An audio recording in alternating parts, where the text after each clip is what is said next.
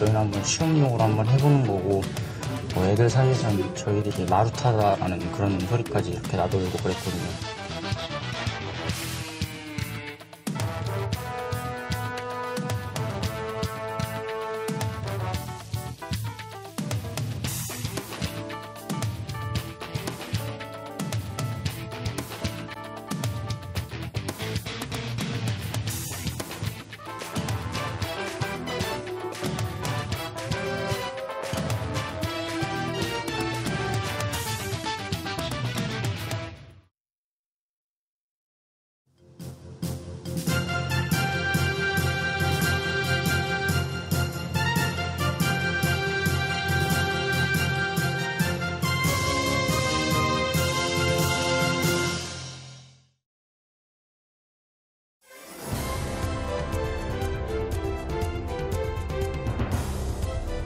안녕하세요, 이준석입니다. 매년 입시 때마다 몰아치던 한파가 이번 수능에는 없을 거라고 합니다. 하지만 입시생과 부모님들은 그날의 날씨와 상관없이 마음이 춥고 불안하기는 마찬가지일 것 같습니다.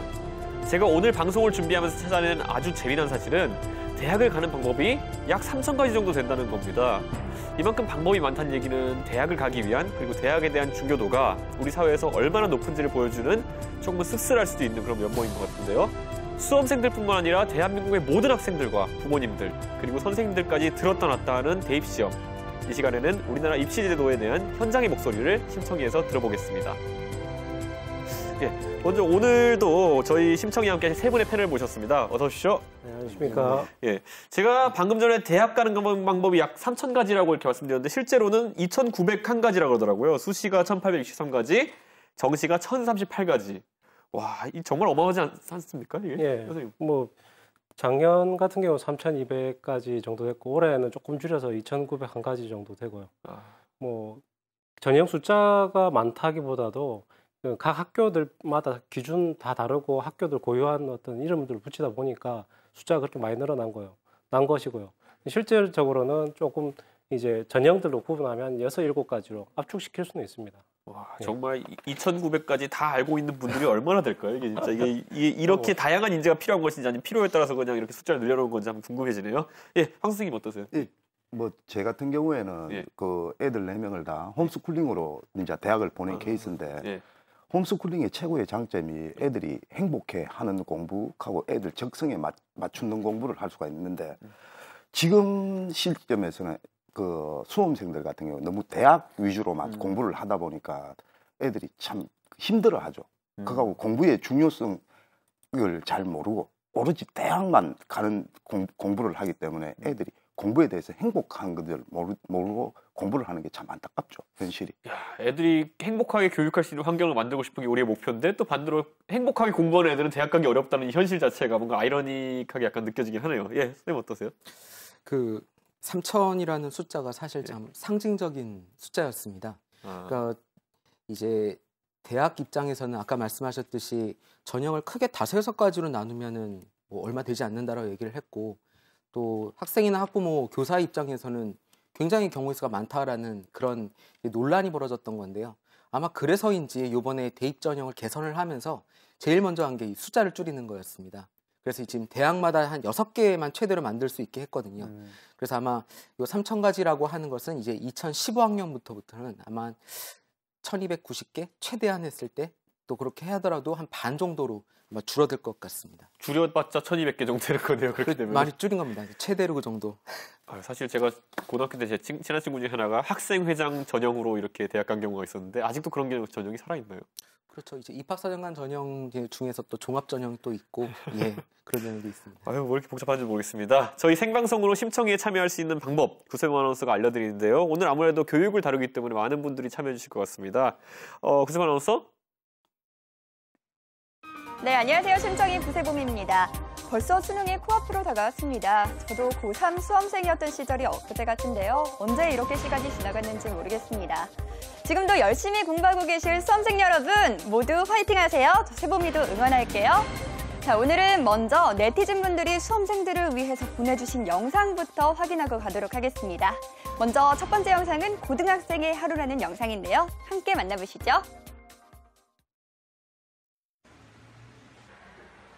헐!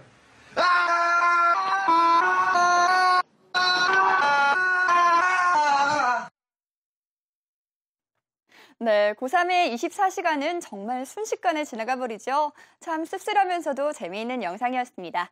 다음 영상 만나보도록 하겠습니다. 다음은 영화 설국열차를 패러디한 영상인데요. 수능열차라는 제목의 동영상입니다. 함께 감상하시죠.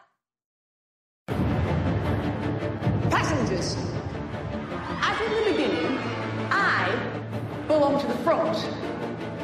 You belong to the tail. Are you Nam Goon Min Soo? Security specialist? 듣고 있다, 씨발. You people who would I know but the benevolent Wilford would have frozen solid 18 years ago. The engine is sacred and Wilford is divine. Wilford is merciful.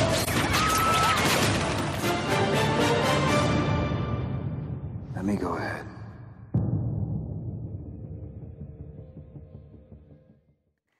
네, 자비로운 교육부님이 아니면 A 비용도 선택 못했을 것들이라는 말이 참 인상적입니다.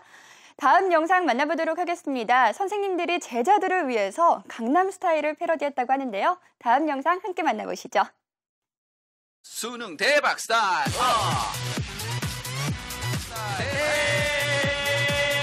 찍는 대로 다 수능 대박 스타일. 재수 없어 수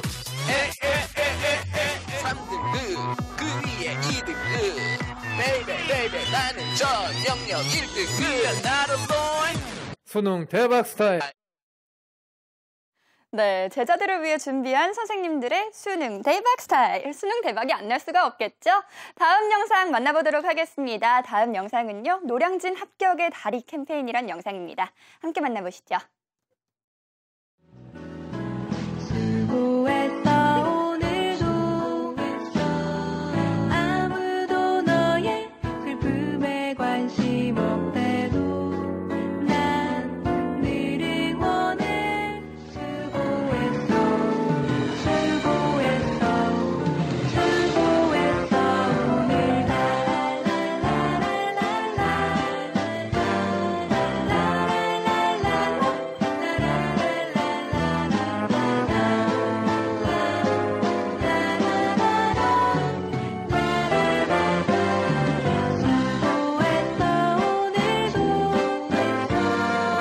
아무도 너의 슬픔에 관심 없대도 난 늘 응원해. 수고했어 오늘도. 네, 수험생들을 위한 응원의 다리. 저도 영상을 통해서 처음 만나봤는데요. 정말 감동적인 것 같습니다. 계속해서 신청해서는 수학능력시험과 입시에 관한 여러분의 사연을 기다리고 있습니다. 전화 02-6938-2222번 그리고 팩스가 열려 있습니다. 여러분의 사연 많이 접수해 주시기 바랍니다. 그리고 다음 아고라 신청의 게시판과 트위터도 24시간 열려 있으니까요. 사연 많이 보내주시기 바랍니다. 현장의 목소리가 새로운 대한민국을 만듭니다. 지금까지 구세봄이었습니다. 예, 오늘 방송 도입부마다 정말 수험생들한테 많은 도움이 될 만한 재밌는 얘기들 많을 것 같은데 또 수험생들은 지금 이 방송 보고 있으면 엄마한테 혼나지 않을까 이런 생각이 들기 때문에 또 어머님이 아버님들 보고 계시면은 잘 듣고 전달해 주시면 감사하겠습니다. 예, 구세범 아나운서 수고하셨고요. 지난 8월 26일 전력난 방송 때 저희가 거제시에 있는 고3 학생들과 영상통화를 통해 가지고 그 에어컨도 안 틀어준 찜통 더위 속에서 공부하는 학생들과 연결했었는데요. 수능 3일을 앞두고 거기 나왔던 다빈 양이 전화를 또 주셨다고 합니다. 저희 심청이 엄청 자주 보시는 것 같은데 다빈 양과 전화 연결 한번 해보도록 하겠습니다. 예. 여보세요? 네, 여보세요? 예, 요즘은 에어컨은 필요 없을 텐데 뭐 학교에서 잘 해주나요? 네. 아, 어디서 공부하고 계신가요, 지금? 지금 독서실이요. 아, 독서실이요? 네. 옆에 주변에 같이 공부하는 고3 학생들 많나요? 네. 저는 고3을 안 다녀봐서 그런데 학교 교실 분위기가 어떻습니까, 고3은? 아, 지금은 예. 요즘 수시 발표도 많이 나고 해서 예. 좀 합격한 애들이랑 지금 수능 준비한 애들이랑 좀 분위기가 많이 다르고 합격한 애들도 많아가지고 공부할 분위기는 아직 안 되는 것 같아요. 오히려 긴장된 애들도 많고 하니까 서로 공부 분위기는 안 나는 것 같아요. 그럼 어떻게 학교에 공부해야 되는데 지금 항상 앞두고 이제 전부 다 긴장했어야 되는데 그렇게 긴장이 안 되면 어떻게 해요? 네. 그래서 지금은 이제 학교도 일찍 보내줘서 집에 가서 컨디션 조절할 사람 컨디션 조절하고 공부할 사람은 공부하라고 그렇게 하고 있어요. 이게 수능이라는 시험이 거의 뭐 컨디션 조절까지 해야 되는 시험으로 이렇게 되거든요. 수시 원서 넣으셨어요? 네. 몇 개 넣었어요? 저는 5개 넣었어요. 5개 넣었는데 전부 다 준비해야 될 것이 달랐어요? 아니면 비슷비슷했어요, 그래도? 저는 다 비슷한 걸로 넣었어요. 일부러 좀 따로 준비하기는 시간이 없을 것 같아가지고. 근데 친구들 중에 보면 수시 정말 특이한 것들 넣은 학생들 있을 텐데 뭐 어떤 게 있을까요? 특이하다기보다 입사제 위주로 좀 많이 넣은 편인 것 같아요. 아무래도 지방이다 보니까. 네. 그런 게 있구나. 대학 입시 준비하면서 이제 대학 입시 거의 다 끝나가진 않지만 하여튼 수능 준비가 끝나가는데 뭐가 가장 힘들어요? 학생 입장에서? 아무래도 고3이라는 것 자체가 좀 스트레스를 받는지, 막 고3 되고 나서는 주말마다 배탈도 나고, 좀 신경이 좀 예민해진 것 같기도 하고, 좀 그런 게 제일 힘들었던 것 같아요. 와, 그 신경성, 이게 뭐라고 할까요? 이게 신경성 장염인가요, 이게? 네, 신경성. 저도 고등학교 때 살짝 고생했던 적이 있는데 그건 약도 없잖아요. 네. 아유, 어떻게 해야 되나. 이제 며칠 안 남았으니까 그래도 좀 잘 이렇게 추스려야 될 것 같은데, 주변에 보면 친구들 같은 경우에 그 수능 같은 거에 대해서 압박을 느끼는 게 뭐 굉장히 심할 텐데, 뭐 스트레스 해소 범위나 이런 것들이 있나요? 그 고등학생들한테?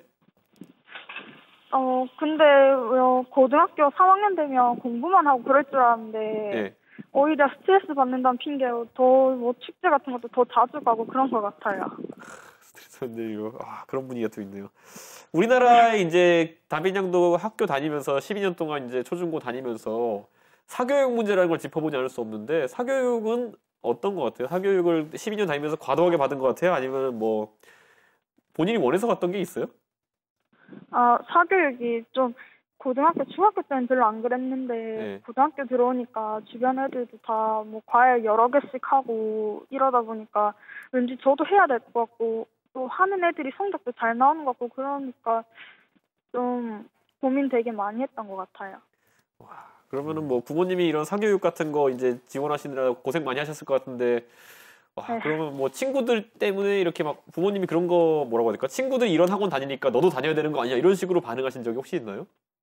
아니요, 저희 부모님은 공부 쪽으로 그렇게 강요는 안 하셔가지고 그런 건 없었어요. 오히려 제가 좀 해야 될 것 같다고 시켜달라고 한 적은 좀 있는 것 같아요. 이제 드디어 12년 동안 길게 이렇게 온 이 초중고 교육이 끝나는 시점이 다가오고 있는데, 수능 끝나면 가장 먼저 뭐 해보고 싶어요? 일단 아르바이트 해보고 싶어요. 어떤 거요? 알바요, 알바. 알바요? 음식점 이런 거. 정작 그거 알바하는 대학생 형 오빠들은 안 하고 싶어 하는데 그거. 예, 어쨌든 좋은 결과 있길 기대하겠습니다. 감사합니다. 네, 감사합니다. 네. 아이고, 12년 동안 뭘 하기 위해서 공부했나 그러더니 알바를 하고 싶다는데 물론 농담이지만은 이게 그 고등학생이 되도록 학생들이 그 이후의 미래에 대해서 꿈꿔볼 시간이 좀 부족했던 게 아닌가 생각하게 되네요. 그렇죠. 많이 부족하죠. 선생님은 홈스쿨링으로 애들 가르치면서 그럼 목표 자체도 애들이 좀 설정했을 거 아니에요? 그렇죠.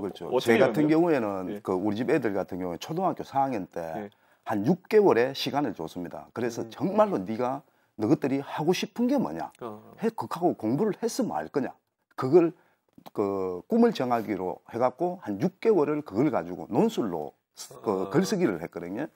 그러니까 이제 큰딸 같은 경우에는 자기는 법조인이 되고 싶다고 이야기를 했고, 둘째, 셋째 같은 경우에는 이제 대학 교수가 되고 싶다 이야기를 하더라고. 그래서 이제 지금 그러면 어떻게 하면 너희들이 빨리 할 수가 있느냐. 그게 중학교, 고등학교는 과가 없지 않습니까? 그래서 저는 이제 애들한테 검정고시라 그런 제도가 있는데 이걸 해서 일찍 남들보다 더 빨리 대학을 가서 과를 정하는 게 안 낫겠냐. 그래서 애들이 그렇게 하겠다. 그래서 이제 홈스쿨링의 최고의 장점이 그러면 필요 없는 공부는 과감하게 포기를 하고 정말로 내 적성에 맞는 공부가 이제 시간을 많이 투자할 수 있죠. 그리고 우리 집 애들 같은 경우에는 한자나 중국어 같은 경우에 많이 투자를 했죠. 그걸로 대학을 간 거죠. 홈스쿨링 관련한 얘기들 같은 경우는 지금 시청자분들 굉장히 관심이 많을 것 같아요. 아무래도 수능 스트레스 받고 계신 분들 많다 그렇죠. 보니까 나중에 또 자세히 한번 들어보도록 하겠습니다. 저희가 고3 수험생이 또 전화가 와 있어요. 그래서 고3 수험생 또 들어보고 우선 이렇게 한번 얘기해 볼 텐데요. 뭐 질문 자연스럽게 하셔도 됩니다. 전화 오면은. 네. 여보세요? 여보세요? 예, 안녕하세요. 안녕하세요. 지금 어디세요? 저 집이요. 아, 집이요? 집에서 엄마가 뒤에서 노래 보고 있고 이런 거 아니에요? 아니에요. 예. 아니 근데 그 입시 제도 같은 경우가 그 계속 바뀌었잖아요. 네. 근데 학생 입장에서는 그런 거에 따른 혼란 같은 건 없었나요?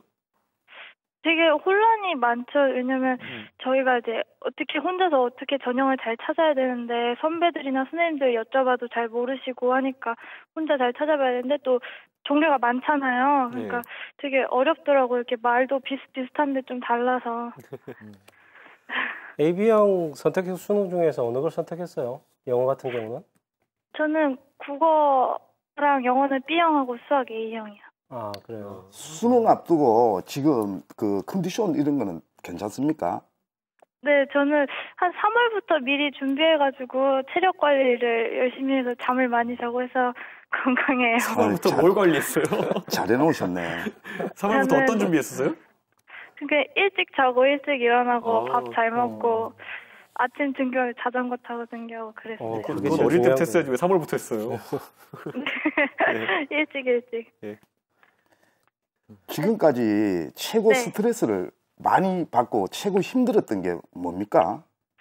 아무래도 이제 12년이 아니라 한 고등학교 3년 동안 공부한 게 수능 하루에 이제 결정되니까 그날 컨디션도 그렇고 이제 실수하지 않을까 하는 그런 걱정하고 이제 부담감이 제일 컸던 것 같아요. 그 대학 가기 위해서 사교육 그 비는 많이 그 투자를 하셨습니까? 1년치를 생각해보면 그렇게 많이 안 든 것 같긴 한데요. 고등학교 1학년 때부터 쭉 이제 내신 준비며 논술도 한번 해보고 이렇게 준비해본 거 총 생각해보면 많이 든 것 같긴 하더라고요. 이제 또 사실 주변에서도 애들 뭐 외고 같은 경우 애들은 뭐 스펙 쌓는다 해갖고 괜히 사교육비 더 많이 드는 것 같기도 하고 그래요. 그렇죠. 그 혜린 양은 그 수시 전형은 어떤 종류로 썼나요? 저는 논술이랑 서류 전형 썼어요. 논술 준비하기가 좀 상당히 힘들었을 텐데 논술 어떻게 준비했어요? 처음에는 1학년 때는 한번 논술학원 다녔는데 딱히 잘 모르겠어서 그냥 학교에서 하는 방과후랑 그냥 책 읽고 그런 거 하다가요. 이제 3학년 올라와서 작년 기출문제 이렇게 보고 학원 이제 와서 조금 다시 다니고 있어요. 이제 글 쓰는 거 정리하는 방법이 필요해가지고 잠깐 다녔어요. 네. 대학교에서는 과는 어떤 과를 전공하려고 생각하고 있습니까? 저는 경제학과 가고 싶어 하고 있어요. 와, 그럼 경제학과가 뭐 하는 학과라고 생각하세요? 저는 경제학을 배우고 싶어요. 이제 아무래도 원리 배우고 이런 것도 너무 재밌고 수학하고 제가 수학 좋아하거든요. 그래서 수학하고 하고 또 그러니까 인간이라고 해야 되나? 사람 생활하고 되게 밀접하게 연관되어 있잖아요. 그래서 여러모로 너무 재밌더라고요. 그럼 그 경제학과 지원할 때까지 혹시 주변에서 어떤 분들이 조언해 주시고 같이 또 정보를 이렇게 알아보게 됐나요? 저 이제 1학년 때부터 동아리 활동을 했었는데요. 동아리 선배들하고 이제 선생님들 많이 조언해 주시고 저 말고도 같이 경제학과 생각하는 애들끼리도 많이 도움이 되었던 것 같아요. 오늘 전화 정말 감사합니다. 네, 감사합니다. 네. 이 학생은 너무 준비를 잘하고 있네요. 준비를 잘하고 있는 철저하게 잘했네. 네, 보통 경제학과 왜 갈래 그러면은 나중에 돈 많이 벌려고 이렇게 대답하는 사람들도 있는데 미리 자기 적성이라는 거에 대해 생각해봤다는 게 참 기특한 것 같네요. 근데 고등학교 3학년 수험생들이 지금까지 보면 이렇게 12년 가까이 이렇게 한 곳만 뭐 달려오는 경우가 되게 많은데 보통 지금 입시에 있어가지고 결과가 좋으면 다행이지만 좋지 않은 경우에 보통 어떻게 이렇게 대처를 해야 될까요, 이 부분은? 수능이 사실 이제 수시가 어느 정도 끝난 상태에서 사실 이제 남은 기회가 정시이기 때문에 정시를 만약에 못 봤다라고 한다면 수능 못 봤다라고 한다면 바로 있는 그 좀 수시 2 부분이 있거든요. 그래서 거기에 좀 지원을 하거나 아니면은 사실 저 수능을 못 보게 되면 그 다음에 조금 대책이 좀 어려워지는 게 좀 사실입니다. 지금 현재 제도하에서는 수능을 못 보면 좀 암담하죠. 왜냐하면 수시 2차에서든 주로 이제 수능 최저가 없는 전형이 많긴 하지만 워낙 경쟁은 치열하고 정시는 뭐 수능이기 때문에 그걸로는 그 얘기를 제가 방금 여쭤본 이유는 뭐냐면은 지금 모든 학생들이 전국에 수십만 명의 학생들이 65만 수험생들이 수능을 보고 달리고 있는데 아까 학생이 얘기했던 게 맞은 게 자신의 12년 초중등 교육이 시험 한 번에 결정된다는 거에 대해 가지고 굉장히 불합리하다고 생각하는 사람들이 많을 것 같아요. 이런 부분 같은 경우에는 보완할 수 있는 방법이 제시되는 것들이 있나요, 지금? 그런 부분에 제시를 나름대로 지금 하고 있는 교육제도 중에 하나가 수시에서 여러 가지 형태가 있는데 뭐 요즘에 최근 논란이 됐다가 다시 그 원점으로 돌아오긴 했지만 그 논술 같은 경우도 수능 최저를 없애는 방향으로 했다 결국엔 수능 최저 완화로 갔고 그다음에 전반적으로 그런 부분에 맞춰 가장 지금 이상적인 형태로 잡고 있는 게 입학사정관제고 이름이 바뀌어서 뭐 학생부 종합전형을 바뀌었지만 일단 입학사정관제 자체가 이제 그런 전형의 포인트에 포커스가 맞춰져 있다고 보시면 되는 거죠. 저는 입학사정관제 같은 경우에도 제일 처음에 도입을 했을 때 이게 이제 애들의 어릴 때부터 적성을 찾아서 대학을 보내겠다는 취지를 가지고 있었는데 지금 그게 유명무실해져 버리는 게 애들이 입학사정관제에 틀이 없다는 거지. 지금 정확하게 명시되어 있는 틀을 잘 못 찾는 게 그게 참 힘들다고 이야기를 하더라고. 그게 입학사정관제에 대해서 이제 잘 모르시는 분이 너무 많아요. 그러니까 입학사정관제의 어떤 그런 이게 흔히 간단해서 정성적 평가하고 정량적 평가인데 정성적 평가를 갖다가 정량적 평가의 관점에서 보시는 거예요. 무조건. 그러다 보니까 그러니까 옛날에 그 줄 세우는 형태에서만 관점에서 보다 보니까 우리가 정성적인 평가에서 이 학생 어느 정도 가능성을 가지고 있고 이런 걸 따위를 갖다가 이제 그냥 그러니까 줄 세우기식으로 그런 관점에서 들어가 보니까 왜 2등급은 떨어지고 3등급 붙느냐 막 이런 식으로 막 이야기하고 그러니까 그게 막 불합리하다고 항의하고 또 하시고 항의를 하고 하는 거죠. 그래도 참 짧은 시간에 제가 생각할 때는 저는 이제 입학사정관제 같은 그 시험평가제도는 우리나라에 절대 도입이 안 될 거라고 우려를 했던 사람이에요. 워낙 우리는 막 0점 몇 점으로 줄을 세우는 거에 대해 익숙해져 있어서. 근데 지난 정부 때 사실 잘 도입이 되었고 짧은 시간이지만 그래도 많이 정착이 되어서 지금은 학교들이 많이 노력을 좀 하고 있습니다. 그래서 이런 입학사정관제 대비해서 학생들의 어떤 꿈을 찾아주는 뭐 진로활동이나 체험활동이나 독서활동 이런 부분이 그래도 많이 활성화됐다고 보여집니다. 사실 애들의 그 삶에 대한 그 이해도의 깊이는 솔직히 만나서 10분만 얘기해보면 되는데 그게 진짜 학교에서 그거 준비시키기가 얼마나 힘들겠습니까? 그게 보면은 전부 다 점수 올리는 건 참 쉽다고 하겠지만은 저희가 그래서 지금까지 고3 수험생들의 얘기를 들어봤는데요. 또 고3 수험생들은 공부하느라 바쁠 테고 고3 수험생들의 어머님들과 또 전화 연결이 또 준비되어 있다고 합니다. 전화 한번 받아보겠습니다. 예. 여보세요? 여보세요? 네, 안녕하십니까? 네, 안녕하세요. 예, 진정한 수능은 애들이 준비하는 게 아니라 학부모들이 준비하는 거라고 하는데, 예, 지금 뭐 고3 수험생을 뭐 자녀를 두고 계시다고요? 네네. 지금 이제 그러면 드디어 결전의 날이 3일 앞으로 다가왔는데 어떻게 이제 마무리하고 계신가요? 특별한 거는 뭐 지금 더 할 건 없을 것 같고요. 그냥 보통 컨디션 조절이나 건강 관리 같은 거 좀 신경 쓰고 있습니다. 네. 수능 준비하는 자녀들 보면서 이제 뭐 안타까운 마음도 있을 테고 기특한 마음도 있고 했을 텐데 지금 뭐 어떠셨나요? 지난 1년 동안. 네, 저는 지금 제가 고3 이제 처음 학부모 하면서 지금 이번 입시가 굉장히 아이들 힘들게 하는 것 같아요. 이런 입시가. 그러니까는 지금 제가 저희 아이 고3을 지금 보면 지금 9월 달에 수시 접수를 하고 나서 뭐 수시 원서 접수, 뭐 자기소개서 쓰기, 뭐 그다음에 뭐 면접, 뭐 적성 시험, 뭐 이런 것들이 계속 있는 거예요. 그러고 당장 이제 수능이 3일 앞으로 남아 있거든요. 그래서 과연 진짜 3학년 2학기가 어떻게 진행이 됐을까 학교가. 그리고 아이들도 너무 집중하기 힘든 그런 분위기인 것 같아요. 뭐 합격했다는 아이들도 나오고 떨어졌다는 아이도 나오고 뭐 계속 이런 상황이 9월부터 계속 이어지고 있거든요. 그래서 저는 지금 그 수능이 내년에 뭐 더 연기된다. 너무 황당하다는 생각이 들더라고요. 수능 최저도 있고 한데 수능 점수가 나오지 않은 상태에서 그런 것들이 다 이루어지고 있으면서 수능을 안으로 또 잡고 가야 하는 그런 몇 중고가 되어 있는 것 같아요. 그래서 참 안타깝죠. 열심히 하면서도 마음이 흔들릴 수밖에 없을 것 같은 그런 모습을 보니까 그렇습니다. 네. 그럼 자녀분은 저 수시 원서를 어느 전형에 넣으셨어요? 수시요? 예. 저희는 입학사정관 전형이었어요. 아, 6개 전부 다요? 네? 6개 전부 다 입학사정관 아니요, 넣으셨어요? 저희 5개 넣었어요. 네, 5개 넣었어요. 5개로요? 대학교 네네. 수시 지원비가 너무 비싸다는 생각은 안 하셨습니까? 뭐 그거는 별로 제가 그렇게 비싸다는 생각은 못했어요. 그러니까 다 합치면 아마 비싸겠죠. 그렇게 들어가면요. 그런데 뭐 하여간에 저희는 그거를 준비하면서 여태까지 어쨌든 배우지 않았던 걸 준비한다는 게 참 황당하다는 생각이 들었어요. 아, 배우지 않았던 걸 준비한다. 그렇죠. 자기소개서를 쓴다는 거 자체를 학교 교육 과정에서 그렇게 제대로 배우지 않았는데 실제로 그걸 써야 하니까 저희같이 지금 저는 사교육을 시키지 않고 있기 때문에 예. 그런 상태에서는 굉장히 오리무중이었는데 저는 근데 이제 그렇게 얘기를 하니까 어떤 사람들은 이제 그러면 자기소개서가 없어야 되지 않냐 이렇게 얘기하지만 예. 저는 또 우리 아이가 그 위산 영유가 되면서까지 한 달 동안 자기소개를 쓰면서 예. 굉장히 또 자기 발전이 있었던 것 같아요. 그래서 이런 자기소개서를 쓰는 이런 거를 사실은 오히려 교육을 하자. 중에 했었어야지. 어떻게 이런 걸 안 하고 있다가 무작정 아이들이 그걸 가지고 그냥 힘들게 쓰고 있나 하는 생각이 들더라고요.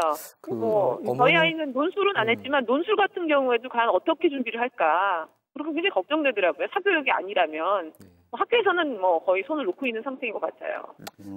어머님께서 그 입학사정관제를 쓰실 때 좀 학교 선생님이나 이렇게 도움은 좀 많이 충분히 받으셨다라고 생각하시는지 어떤지. 그러니까 학교 선생님들이 도와주시긴 하셨어요. 아이 통해서 했는데, 그러니까 제가 학부모 입장에서 봤을 때는, 그러니까 이걸 일단 어느 정도 아이들이 잘 할 수 있는 상태로 배워놓은 상태에서 선생님이 어느 정도 손봐주는 건 괜찮지만, 애가 감을 못 잡고 있는 상태에서 선생님이 도와준다는 거는 참 어려운 일인 것 같더라고요. 저희도 굉장히 자충우돌했지만, 저희 선생님들께서 굉장히 많이 도와주셨어요. 그렇지만 그거를 만약에 이제 애들이 저희 반 같은 경우는 5명이 쓰는 애들이 있었거든요. 입학사정관 자기소개서를. 그러니까 그 정도는 선생님이 아마 또 애들도 각별히 선생님한테 잘 부탁을 드려서 선생님이 잘 자세히 봐주셨던 것 같은데 이게 만약에 더 많아진다 그러면 불가능하지 않을까 하는 생각이 들어요. 그래서 어쨌든 하여간 선생님이 봐주시는 것은 한계가 있지 않을까 하는 생각이 들더라고요. 네. 근데 그 어머님 같은 경우에는 사교육비가 많이 안 들었다 크는데 우리나라 그 사교육비, 교육비 같은 경우에는 문제가 좀 있다고 생각을 안 하십니까? 너무나 문제가 있고요. 제가 이런 자리를 위해서 꼭 말씀드리고 싶은 게 제가 이제 여름방학 때부터 전화를 받기 시작을 했어요. 대치동의 학원이라는 데서. 네. 그러니까는 이제 몇 등급으로 올려주겠다는 거예요. 아주 대놓고. 네. 그러면서 얘기를 들어보면 제가 좀 알아봤거든요. 그랬더니 거의 팀당 400을 모아준다는 거예요. 그러면서 이제 이게 2명이 되면 200씩이 되는 거고, 이런 식으로 나오더라고요. 그래서 사실 굉장히 저도 약간의 그 갈등이 생기더라고요. 유혹이 막 오면서, 그렇죠. 이게 당장에 한 몇백 들어가면 1, 2등급이 올라간다는데, 이런 생각이 들게 만드는 그런 전화를 정말 수십 통 받았습니다. 그래서 이게 지금 그런 그 사교육이 막판에 진짜 많이 치닫고 있는 걸 저희가 알고 아주 경험했어요. 전화로요. 아니 조금만 다급한 사람 나타나면 우리나라에 보따리 털려 나온지 모르겠는데 하여튼은 그 사교육비 문제 같은 경우에는 그렇다면은 지금 정부에서 어떤 개입을 해야 된다고 생각하시나요? 아니면은 좀 시장에 맡겨야 된다고 당연히 개입해야 된다고 생각합니다. 어떤 형태의 개입이 적절할까요? 저는 뭐냐면 어떻게 저는 이거 마치 이런 것 같아요. 그러니까 의료 같은 경우에도 어떤 적정 수준이 있잖아요. 예를 들어서 과잉 진료 같은 부분이라든가 위험한 대체의학이라든가 이런 건 다 제재를 하게 돼 있잖아요. 아니면 허가받지 않은 의료행위라든가 당연히 저는 왜 이 사교육이 이런 게 제재를 안 받는지 이해를 못하겠어요. 그러니까 유사 의료행위 같은 상황일 수 있다는 거죠.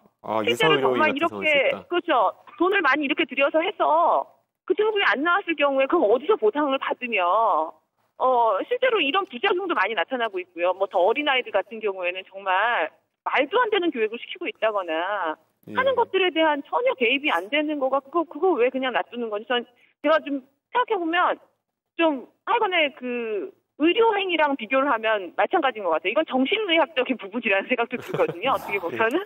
그러면 당연히 이건 규제해야 된다는 생각이 들어요. 그러니까는 사실은 이 인간의 욕심을 자극하면 이게 정말 끝이 없이 가기 때문에 저도 실제로 그런 유혹을 굉장히 많이 느꼈거든요. 한 1,000만 원, 돈 1,000만 원 한 들여서 애 한 인지 등급 올려볼까.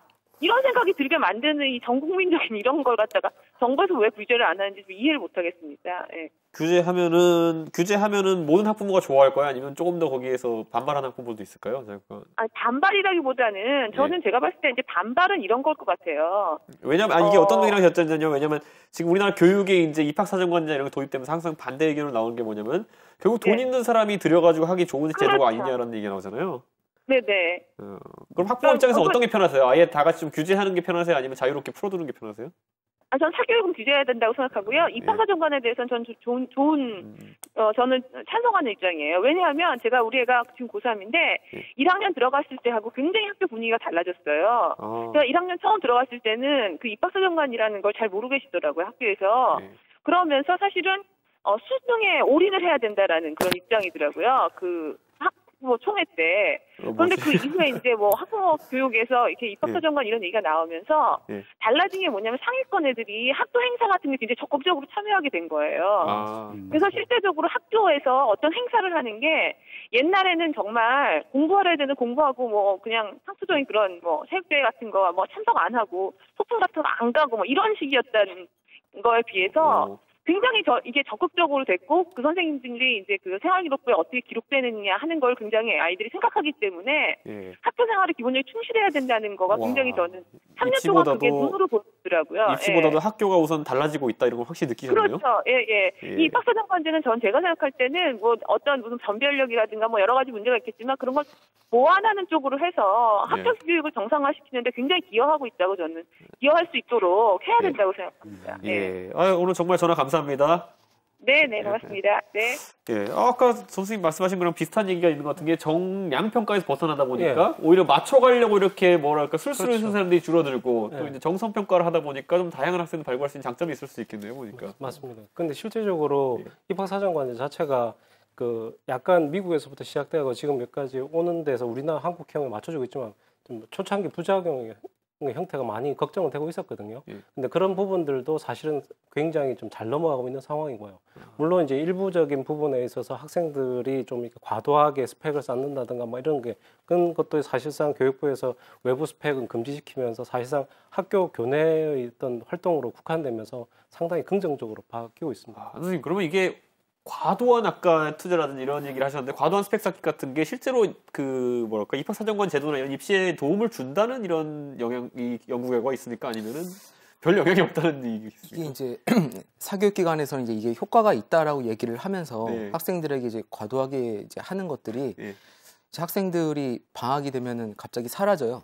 그래서 어디가 있나 보면은 막 캄보디아나 이런 데 가가지고 집 짓고 있고 이런 아이들이 있어요. 해외 봉사활동 같은 거라던가 아니 과도한 공인어학 성적이나 경시대 같은 수상 실적 같은 그러니까 이런 부분들은 분명히 효과가 없다라고 얘기를 대학에서도 하고 하는데도 불구하고 사교육기관에서는 이걸 다 녹여낼 수 있다라고 하면서 이렇게 자꾸 학교 외부의 활동들을 좀 많이 얘기하는 이제 그런 상황인데 제가 경험한 바에 따르면 입학사정관제는 학교 중심의 활동을 하면 충분히 대비가 되고 그것들이 좀 많이 인정받기 때문에 학부모님들이 절대 그런데 현혹되지 마시고 학교 중심의 활동을 하면 충분히 잘 갈 수가 있습니다. 그 부분에 약간 문제도 있는 게 대학 측에서도 약간 그런 오해 소지를 많이 불러일으켰거든요. 왜냐하면 포트폴리오를 다 받기 때문에 그 포트폴리오를 올해는 이제 딱 국한을 시켰습니다. 해외 봉사활동이라든지 수상 내역이라든지 이런 걸 제출하지 말라고 딱 국한을 시켰기 때문에 이제 괜찮지만 그 전까지만 해도 일부적으로 제출을 해도 상관없다. 공인어학 성적도 받아주는 경우도 있었고 하니까 자꾸 이제 부모님들이 오해를 하는 부분도 계셨고 그걸 이제 사교육업체에서 굉장히 좀 크게 전부 다 그렇게 하는 것처럼 사실은 조금 한 요 정도밖에 안 되는데 이만큼 부풀려서 얘기한 부분도 있습니다. 대학이 정확하게 선을 그어줬어야 되는데 그걸 안 껐기 때문에 그냥 합리적으로 제가 생각해보면 제가 입시를 담당한다 했을 때 해외 봉사가 무슨 선발돼서 가는 것도 아니고 아버지가 돈 있으면 갈 수 있는 건데 그걸 갖고 대학에 뽑아준다는 게 말이 안 되잖아요. 그러니까 그걸 학부모님이 너무 과잉으로 반응하신 게 아닌가 이런 생각이 드네요. 아니 선생님 어떠세요? 그런데 지금 애들이 우리나라 입시 제도나 수험생들 같은 경우에나 학부모들이 생각을 좀 바꿔야 되는 부분이 대학을 가기 위해서 공부를 한다는 거지.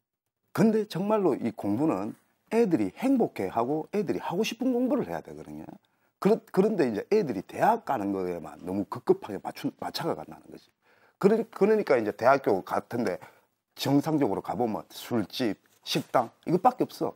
가고 대학교 생활을 정말로 잘하는 애들이 또 잘 없어. 그러니까 우리나라가 너무 그 입시 위주로 대학교 그 가는 전경으로 너무 간다는 게 그게 문제인 것 같아요. 대학에 가서 뭐 할지에 대해서 고민할 수 있는 오히려 그런 차원에서 보면 입학 사정은 좀 굉장히 이상적이죠.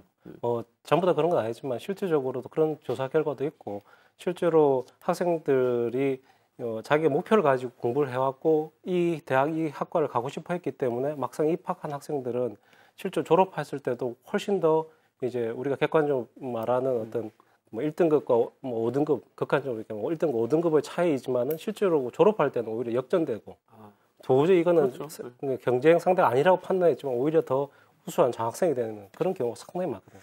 예. 우문여도 토크쇼 심청이 발등에 떨어진 수학능력 시험 때문에 애타는 교육 현장의 목소리를 지금 듣고 있습니다. 현장의 목소리가 새로운 대한민국을 만듭니다.